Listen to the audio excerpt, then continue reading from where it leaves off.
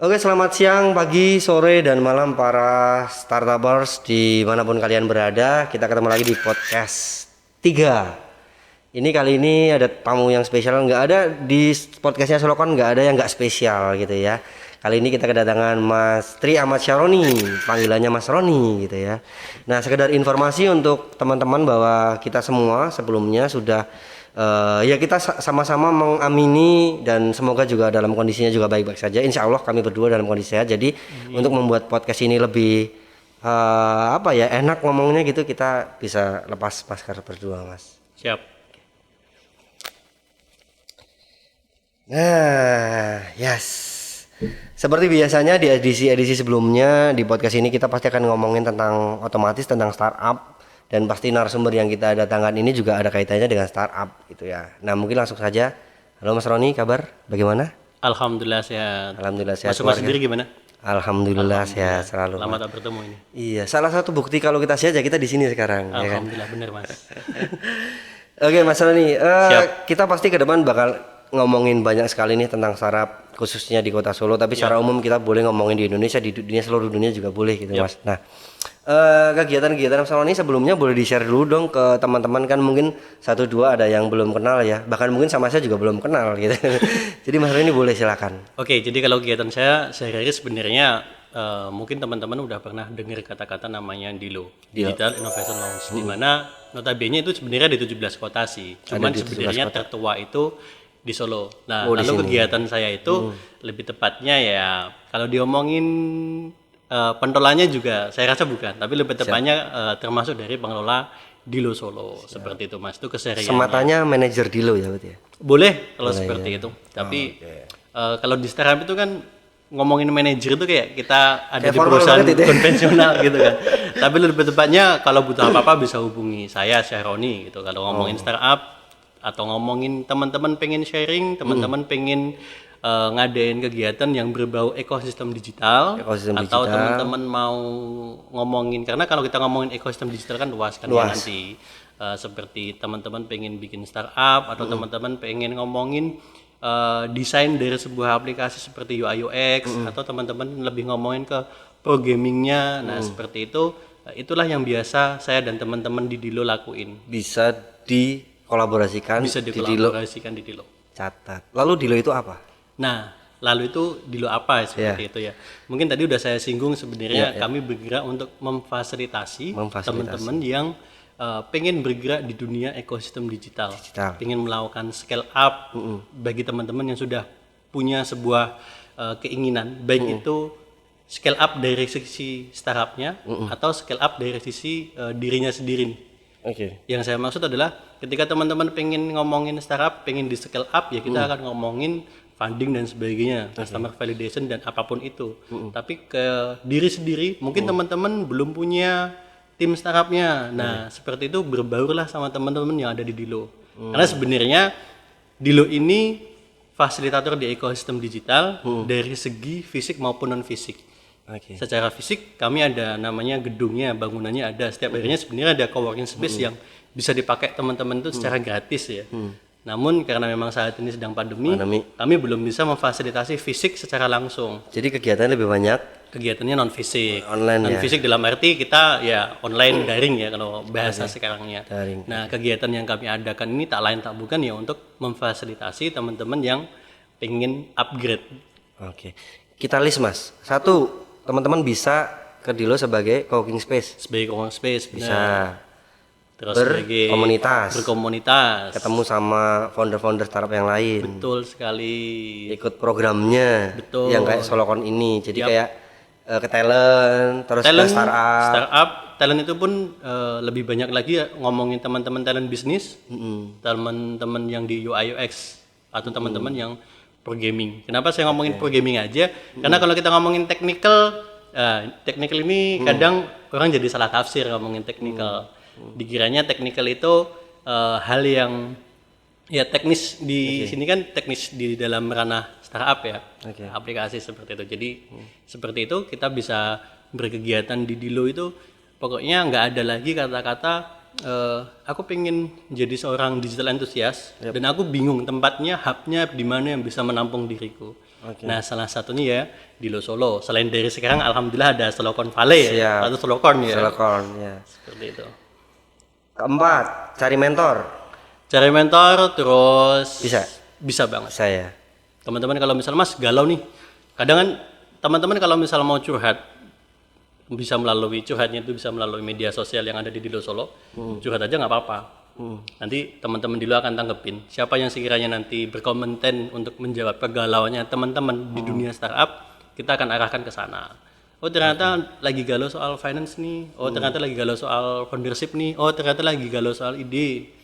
Kita akan relasikan itu selagi kita bisa ya. Tapi kalau misal belum bisa ya, kami akan upayakan itu untuk teman-teman. Karena balik lagi kami fasilitator untuk teman-teman. Terakhir pendanaan. Yap. Jadi kami ini lebih tepatnya pra-inkubasi dari namanya di balik layar kami itu ada namanya Telkom dan juga MDI. Mitra Digital Investama. Kalau Telkom oke lah nggak usah dijelasin. MDI ngapain dengan Dilo Mas? Ngapain dengan Dilo? Jadi Telkom tuh sebagai paling ujungnya, jadi paling atasnya itu ada Telkom. Kemudian bersama MDI inilah yang menjalankan operasional dari Dilo Solo itu sendiri. Dilo di Indonesia, yang mana notabene ada Dilo Solo ya maksud saya. Nah, bersama Telkom dan MDI, jalanlah namanya Dilo ini untuk memfasilitasi teman-teman secara operasional. Lalu ketika teman-teman pengen ngomongin investment, nah dari Telkom bersama MDI itu punya namanya Indigo. Teman-teman bisa cek indigo.id kalau teman-teman pengen lebih detailnya. Indigo itu inkubatornya. Jadi Telkom dan MDA punya Indigo. Nah di pra-inkubasi sebelum mereka masuk inkubator, pasti kan ada namanya program pra-inkubasi. Dilo inilah pra-inkubasinya. Jadi sebelum sekolah ada prasekolahnya dulu lah. Les lah ya. Les. Atau kalau kita ngomongin sebelum ke SD, sebelum ke SD kita mungkin ada TK-nya dulu. PAUD ya. PAUD-nya dulu. Jadi kan kalau di PAUD kan kita masih kadang ada beberapa teman-teman yang masih main-main atau menemukan jati dirinya. Play group. Terus MDA itu posisinya sebagai venture capital. Dia venture capital, tapi kalau di Dilo dia sebagai penggerak operasional. Penggerak operasionalnya Dilo juga berarti ya. Seperti itu. Karena kalau kita ngomongin MBA akan ada beberapa hal yang itu dulu dari kemampuan kami yang belum bisa kami jelaskan di sini seperti itu. Nah, sebenarnya kalau ngomongin ini Solo itu sudah nggak kurang apa-apa loh sebenarnya. Ya nggak sih? Bener banget. Meskipun kadang kita sering ngobrol offline, Solo itu kurang apa sih Mas? Ya Mas, kalau ngomongin fasilitas sebenarnya dari Dilo yang udah sejak 2015 ini ada, itu kan sebenarnya sudah lebih dari cukup untuk memfasilitasi teman-teman kan. Seperti tadi yang udah jelasin. Tempat nongkrong ada common space. Dari segi knowledge atau wawasan, Dilo setiap bulannya itu ada event-event yang bisa diikuti teman-teman. Terbaru apa terakhirnya yang terakhir yang akan ada aja itu kami lagi mencoba meramu kegiatan sama teman-teman komunitas. Itu ada di komunitas namanya di salah satu kampus di Surakarta. Kita akan ngomongin soal blockchain karena beberapa kami tanyain ada kebutuhan untuk blockchain itu seperti apa sih Mas? Nah hal-hal seperti itu kami pun juga turut berpartisipasi biar terupgrade. Kalau yang ini loh setiap seminggu atau 2 minggu sekali ada talk sama hustler, sama hacker, sama hipster itu ada kan? Setiap bulan rutin juga kan? Ada kan itu kan? Ada, setiap bulan kami juga ada kadang kita pernah ngadain founder gathering juga sama teman-teman di mana di situ teman-teman bisa jumpa sama founder-founder yang ada di Solo karena memang basisnya kami ada di Solo. Tapi tidak menutup kemungkinan ada beberapa kegiatan nasional juga dari Indigo. Nah itu selalu hadir beberapa orang-orang yang sangat dalam tanda kutip profesional banget di ranahnya ya. Karena kalau itu memang kegiatan dari Indigo-nya sih Mas, yang mana kami support juga inline kan tadi. Ini batch berapa nih tahun ini?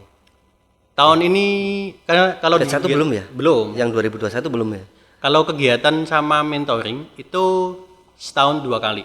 Ini udah kalau yang di customer validation ya. Nah itu setahun 2 kali. Di CV udah jalan berarti. Udah jalan sekali ya. Nah sebentar lagi nih ini akan ada Dilo Hackathon Festival.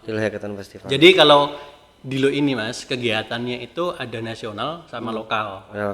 Nasional itu sifatnya ya sama memang semua bareng-bareng. Ya bareng 17 kota akan andil di situ di kegiatan namanya beberapa kegiatan nih. Yang pertama ada namanya Dilo Customer Validation. DCV. Nah, itu kegiatannya itu ketika teman-teman udah punya startup, tapi ada beberapa startup itu tidak punya kemampuan untuk memvalidasi customer.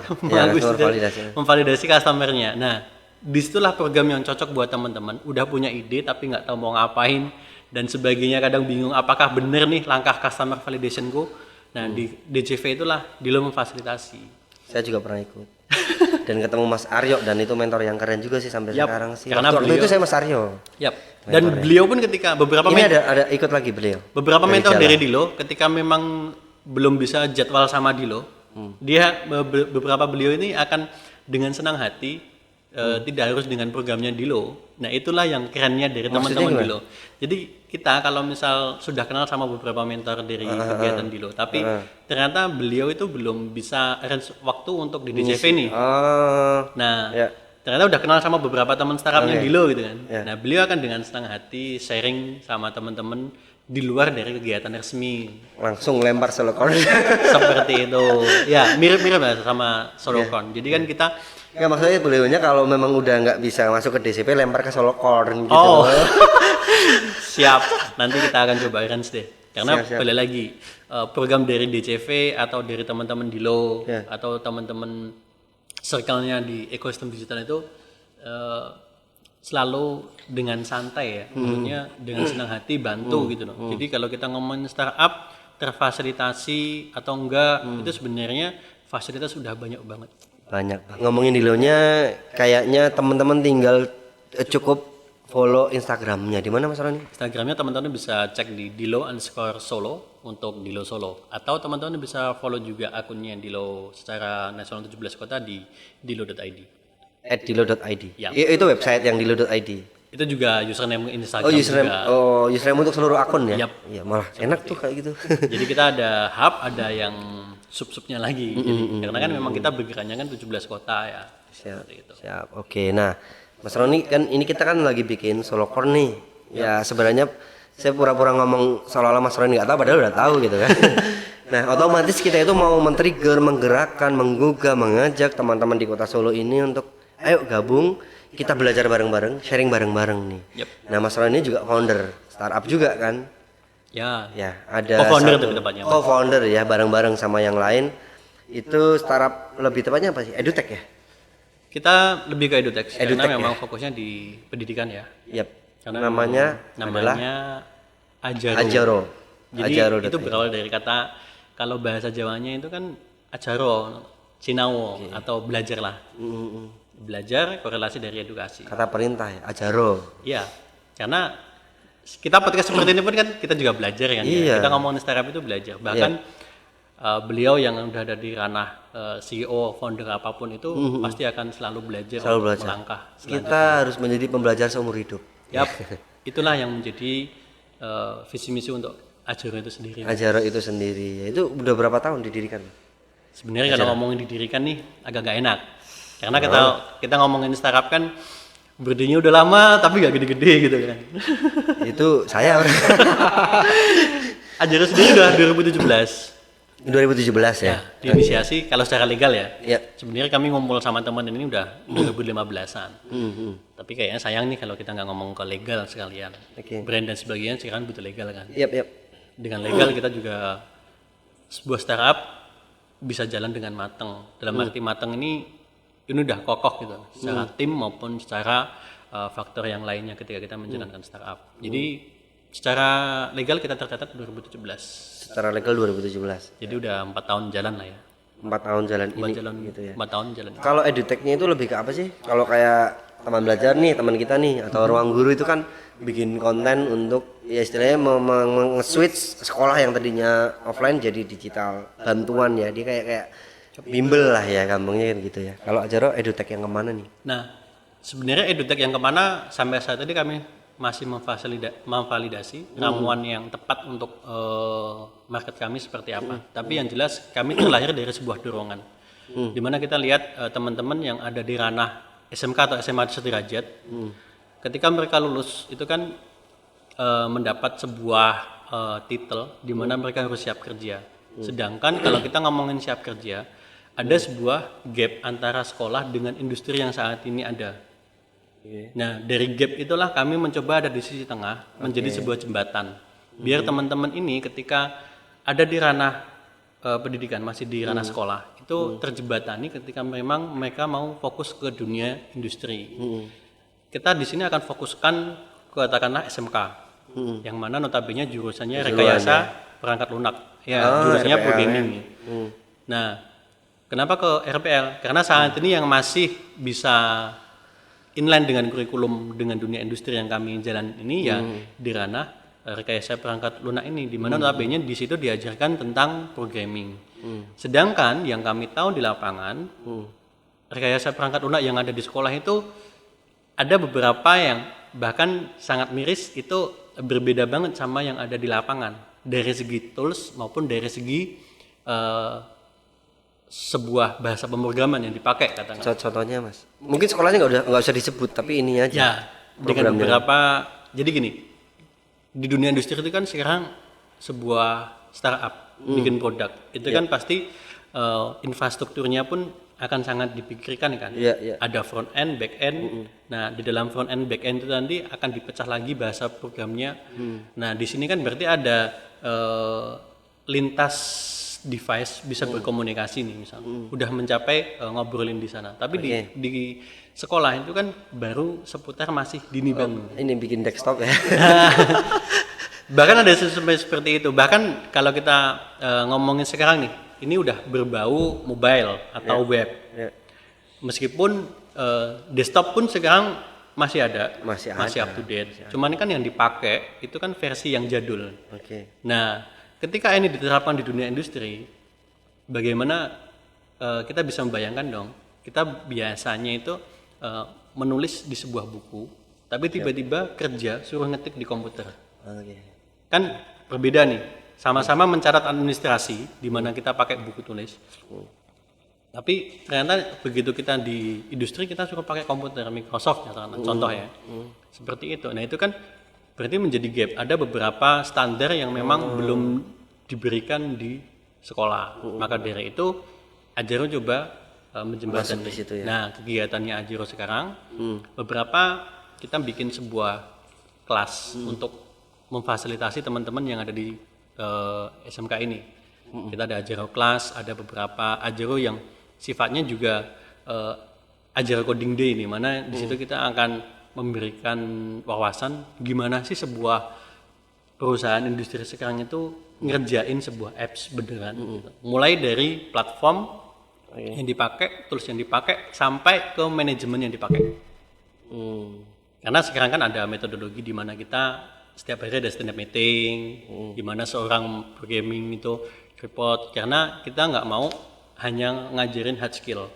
Tapi yang terutama yang paling miris di sini nih, soft skillnya ya. Kita nggak bisa join tim, nggak bisa kolaborasi dengan tim. Nah itu kan standarisasi itu di dunia industri nggak diajarkan di sekolah. Stigmanya kalau orang-orang hacker, orang-orang programming itu lebih introvert, jadi ya nggak bisa ngomong, nggak mau bersosialisasi. Padahal sebenarnya itu penting. Itu penting dan itu wajib. Dan itu mau nggak mau makanan. Komunikasi di dunia developer pun juga tidak kita seperti ini ya, podcast seperti ini ya, yang banyak kita ngobrol ya. Ngobrol paling kan hari ini mau ngerjain apa, besok apa yang belum selesai, terus kemarin ngerjainnya ada kendala apa, sebenarnya kan ke ranah situ kan, biar sebuah tim itu bisa berjalan secara utuh gitu. Tapi suatu saat juga bisa mas yang menjadi wakil perusahaan untuk mempresentasikan teknologinya, ya kan? Tidak menutup kemungkinan gitu ya. Iya benar, makanya kan dibutuhkan komunikasi. Dari berbagai kasus itulah Ajero terdorong untuk mencoba memfasilitasi teman-teman yang ada di ranah SMK. Terutama kalau saat ini masih di RPL sih. Apakah jurusan lain bisa atau tidak? Ya, selama memang bisa memungkinkan dengan disiplin ilmu yang kami terapkan saat ini ya why not kan gitu. Jangan sampai ada kan beberapa orang berstigma salah jurusan. Tapi balik lagi dunia programming kan bisa saja ada yang salah jurusan tapi mendalami. Nggak apa-apa mas, kalau startup-startupnya kan Gojek kan Go-Ride dulu, baru Go yang lain gitu kan. Bukalapak dulu dikenalnya lebih ke sepeda, OLX mobil bekas, Tokopedia kaos. Sekarang udah ada ratusan ribu SKU produk, jutaan mungkin sekarang ya kan. Harapan kami ke sana juga sih. Jadi memang bisa mewadahi dan fasilitasi teman-teman yang ada di dunia industri sama teman-teman yang ada di ranah pendidikan. Jadi saling bertemu lah gitu. Karena kami di balik layar kami juga beliau pelaku-pelaku dari industri yang sering curhat juga. Saya itu setiap hari menerima lamaran. Begitu kami buka lamarannya, ekspektasi si pelamar sangat tinggi. Tapi ternyata kompetensi si pelamar itu tidak cocok, tidak sesuai sama ekspektasi yang dia ini. Oh, dia nulis minta gaji gede, tapi ternyata kemampuannya masih di bawah. Bahkan kalau masuk ke katakanlah junior programmer, itu aja belum bisa masuk. Nah di SMK teriak-teriak, dalam tanda kutip teriak itu ada sebuah masukan gitu, bahwasanya SMK harus bisa diterima kerja gitu kan. Lah bagaimana bisa diterima kerja sama si industri ini bisa mendapatkan beliau-beliau yang berkompeten ini, ya makanya Ajur coba menjembatani ada di ranah tengah itu. Siap, awesome sekali, Mas. Tapi ngomong-ngomong di sekitar kita ya, di Solo ya, Solo dan sekitarnya, kira-kira EduTech itu menjadi satu startup yang saya bisa banyak nyebut. Impulse, Yes. teman belajar, Yes. les-lesan dulu Mas Jo. Oh iya. Ya kan? Terus ada akses belajar. Itu orang Solo juga, teman saya juga. Saya baru tahu itu. Terus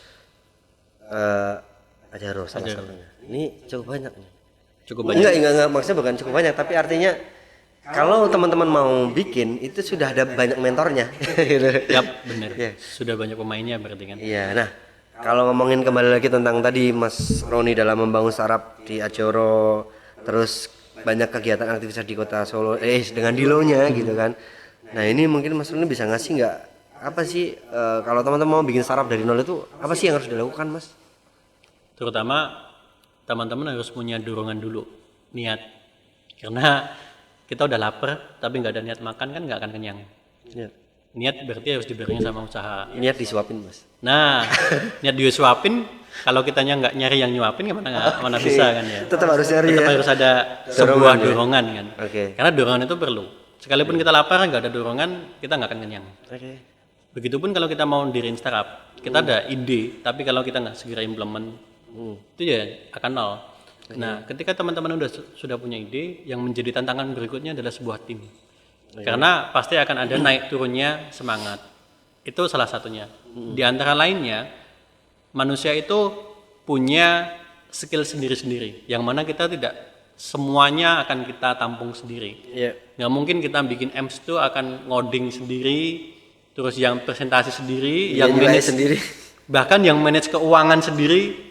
Saya rasa itu mungkin terjadi jika memang skalanya masih sesuai kapasitas manusia itu sendiri kan. Tapi ibaratnya kita akan selalu berkembang nih. Nah, makanya sambil jalan ide, kita juga jalan relasi untuk sebagai tim kita. Oke, Mas. Jadi yang pertama adalah niat atau dorongan. Plus ide jadiin satu. Yang kedua adalah tim. Ada lain lagi yang harus benar-benar dibutuhkan untuk seorang mulai dari nol. Mau nggak mau semuanya butuh cost untuk jalan. Cost. Nah, pasti ya, tetap pasti. Cost di sini beberapa startup ada yang berpikiran mau nggak mau harus funding, itu sah-sah saja ya. Dimana kita ngomongin cost operasional itu sah-sah saja. Ada beberapa startup yang memang bootstrapping, beberapa foundernya memang udah berduit nih. Boleh dijelaskan bootstrapping, Mas? Oke, bootstrapping ini kalau teori dasarnya ya, itu mungkin lebih tepatnya patungan lah, urunan lah, keluar dari kantong sendiri. Pakai uang sendiri ya. Karena metode pakai duit sendiri kan banyak, ada yang urunan atau memang di balik layarnya ini foundernya memang udah gede kemudian pengen bikin ekspansi, bukan ekspansi ya, membuat sebuah perusahaan atau startup baru pakai duit sendiri. Ada yang memang nggak punya duit tapi memang punya relasi gede, ada sebuah kerjasama. Nah makanya di sini penting sebuah founder punya leader untuk marketing, jiwa memarketingin diri sendiri. Dalam arti memarketingin diri ini kan nggak harus hard selling. Ini loh startupku bagus dan sebagainya, tapi kita harus benar-benar bisa nyampein value. Dimana kita singkat ketemu orang, tapi orang yang kita anggap kenal ini itu kita bisa memberikan value ke orang tersebut. Ini yang salah satu harus dipunyai teman-teman. Karena kalau kita nggak punya jiwa dari kepemimpinan kita sendiri, nggak bisa jiwa relationship tadi, itu saya rasa juga menjadi PR bagaimana kita harus berkomunikasi tadi. Kadang orang itu idenya muluk-muluk, tapi ketika ketemu orang nggak bisa menyampaikan idenya. Itu yang berat. Nah, bagaimana bisa? Latihan. Bahkan ada beberapa kayak teman saya yang di depan ini nih, sampai latihan depan cermin. Sebagai orang gila ya. Karena memang itu kita kan ngeset di otak kita kan untuk membiasakan diri ketemu orang apa yang akan kita sampaikan tanpa harus hard selling gitu. Karena soft selling bisa dilakukan dengan berbagai metode. Jadi tadi ide, relasi, tim tadi, terus kemudian relasi. Cost. Nah, relasi itu berarti masuk networking ya berarti ya? Yap, ini satu lagi berarti bonusnya, networking. Mau nggak mau kita harus keluar ke komunitas, Mas. Seperti ke Solocorn atau bisa ke Dilo. Jangan menganggap sebuah masing-masing branding ini bersaing ya. Nah, ini yang jadi PR-nya buat teman-teman yang saya rasa startup kita sama-sama di edutech. Nah, ini bersaing nih. Itu keliru. Yang menurut saya yang harus kita jalanin adalah kolaborasi. Karena semua punya market sendiri-sendiri, semua punya unique value sendiri-sendiri. Startup saya dan startup teman-teman mungkin sama di ranah edutech, tapi value yang akan kita sampaikan pasti akan berbeda. Dan si konsumen pasti akan punya feel yang berbeda juga terhadap startup kita. Di HP kita kan punya banyak e-commerce. Pasti kita akan belanja sesuai dengan kebutuhan kita. Karena setiap kebutuhan kan tidak bisa sama dengan beberapa platform. Itu sih. Mungkin itu ya Mas ya. Itu yang harus jadi PR-nya. Itu jadi teman-teman dicatat ya. Saya biasanya ngulang dengan poin-poin. Tapi videonya tinggal diulang aja. Siap. Nah, kalau landscape, maksudnya kalau Mas Roni melihat landscape startup di Kota Solo beberapa tahun ini gimana sih kelihatannya? Landscape teman-teman startup yang ada di Solo. Secara umum ya, komunitasnya, co-workingnya dan lain sebagainya itu ngelihatnya gimana? Sejak saya di Dilo. Saya di Dilo. Enggak, maksudnya sejak kepemimpinan saya jadi enggak. Jadi gini. Memang kalau saya melihat fase di tahun 2018 sampai 2021 ya. Ini melihat dengan kacamata subjektif, tapi semoga ya bisa objektif ke teman-teman. Dalam arti begini. Berarti 2018 sampai 2020 ini kan era sebelum pandemi. Kemudian 2020 sampai 2021 ini kan era after pandemi kan. After pandemi saat ini pun juga sudah mulai ada gitu. Nah, era sebelum pandemi ini teman-teman sebenarnya sudah mulai banyak yang antusias ke startup. Cuman balik lagi, setelah saya lihat ada beberapa founder itu yang memang belum siap untuk menciptakan startup. Entah itu karena kurangnya market atau kurangnya euforia dari startup itu sendiri di Solo. Cuman ngikut-ngikut doang. Cuman ngikut-ngikut doang. Atau cuman biar diundang di sebuah salah satu event sebagai seorang founder. Atau biar ketika kenalan sama teman-teman itu jabatannya udah keren ya. CEO atau CTO. Asal CEO aja ya. Beberapa ada seperti itu. Artinya pandemi ini hilang orang-orang tersebut beberapa. Nah, itu tadi makanya kenapa ini saya bedain. Nah, setelah pandemi ini menurut saya ini sebuah seleksi alam yang secara alami akan menampakkan teman-teman tersebut. Ketika teman-teman ini di pandemi ini kan tantangan yang kita nggak mengada-ngada. Market nggak dalam tanda kutip ini kan memang secara alami memang sebuah masalah massal semua mengalami. Nah, after pandemi inilah yang saya melihat semangatnya teman-teman yang masih existing, disitulah benar-benar founder jiwa yang masih lahir secara dorongan batin. Itu ada dua Mas, antara dia memang survive masih eksis atau orangnya itu lu lagi. Orangnya itu aja gitu. Tapi ngomongin landscape startup Solo berarti ada teman-teman yang memang masih semangat itu banyak gitu loh. Saya rasa ini memang sebuah landscape di mana teman-teman yang aktif ini benar-benar teman-teman yang murni ke ekosistem digital gitu loh. Nah, ini akan menjadi sebuah patokan nanti ketika kita mulai dari sini nih. Nah, ini kan berarti sudah ada Solocon, sudah ada Dilo, sudah ada teman-teman yang lainnya mungkin akan dihadirkan juga di podcastnya Solocon ini. Bahwasanya Solo ini secara startup itu sangat banyak yang akan aktif di Solo.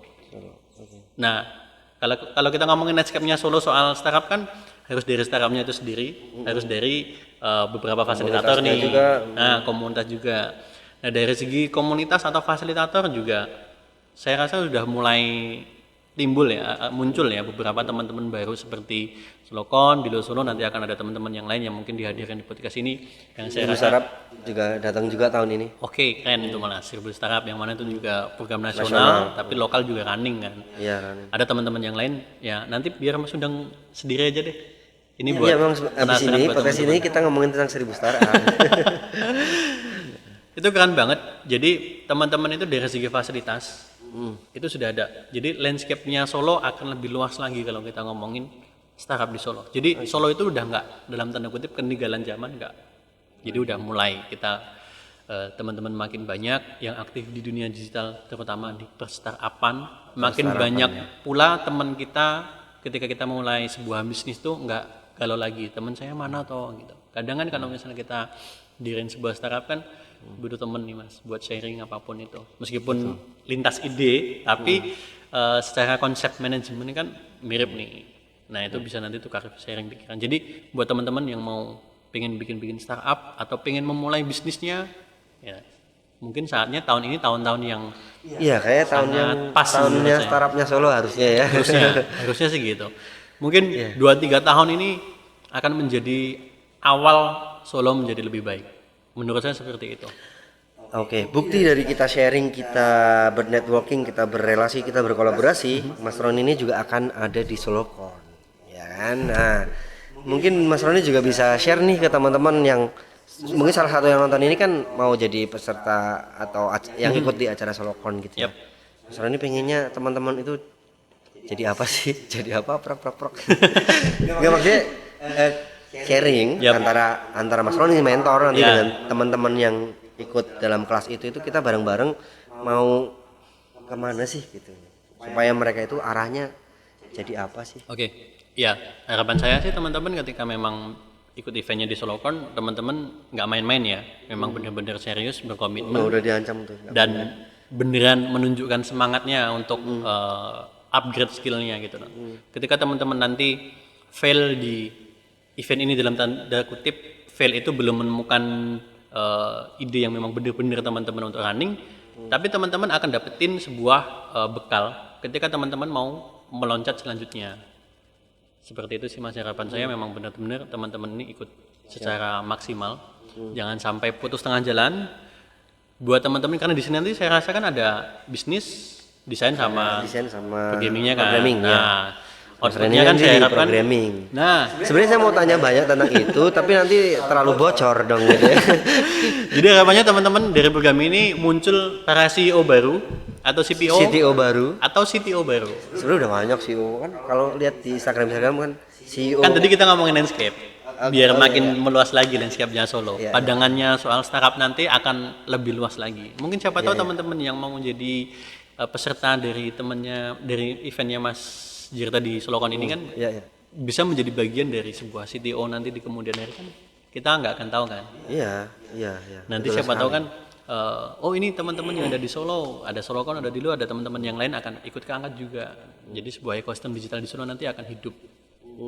Nah hidup ini nantilah yang akan menjadi tonggak untuk kemajuan Solo lagi.